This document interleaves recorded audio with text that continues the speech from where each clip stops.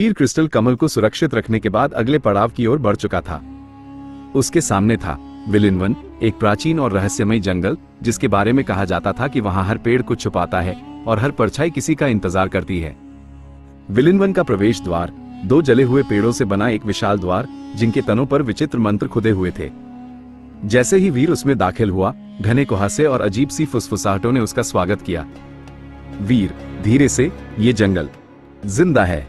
थोड़ी दूर चलते ही उसे एक घायल लड़की दिखी जो पेड़ के नीचे बैठी थी, झील सी आंखें, सफेद पर धूल से सनी पोशाक। उसने कहा उसका नाम आरा है और वो भी एक खोज में निकली थी। मैं अपने भाई को ढूंढ रही हूँ जिसे किसी ने इसी जंगल में फंसाया है। क्या मैं तुम्हारे साथ चल सकती हूँ? आरा ने पूछा। वीर पहले थोड़ा झिझका, पर उसकी मासूमियत और दृढ़ता देखकर हामी भर दी। जैसे जैसे वे अंदर बढ़ते गए, रास्ते बदलने लगे, एक ही जगह बार बार आने लगी। वीर को महसूस हुआ कि कोई शक्ति उन्हें भटकाने की कोशिश कर रही है। तभी उन्हें एक पुरानी टूटी हुई राजकुमारी की मूर्ति मिलती है। उसकी आंखें हुबहू मेहर जैसी थी। वीर के मन में हलचल मच गई। ये क्या संकेत है? क्या मेहर का अतीत इस जंगल से जुड़ा है? उसी पल आरा की नजरें बदलने लगी। उसकी चाल धीमी और निगाहें संदेहजनक हो गईं। वीर ने पूछा, तुम सच में किसकी खोज में हो?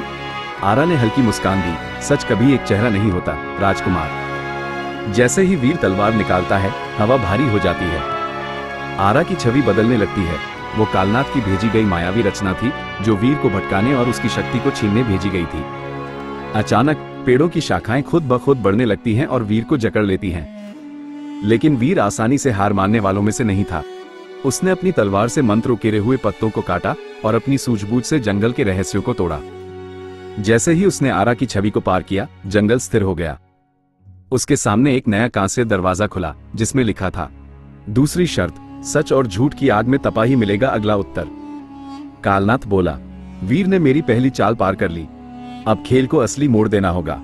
उसके पीछे अंधेरे से निकलती है एक नई परछाई, और वो कोई और नहीं बल्कि मेहर जैसी दिखने वाली एक और लड़की है। क्या राजकुमारी मेहर की कोई जुड़वां रहस्य है? क्या दूसरी शर्त सिर्फ एक परीक्षा नहीं बल्कि एक भावनात्मक युद्ध होगी?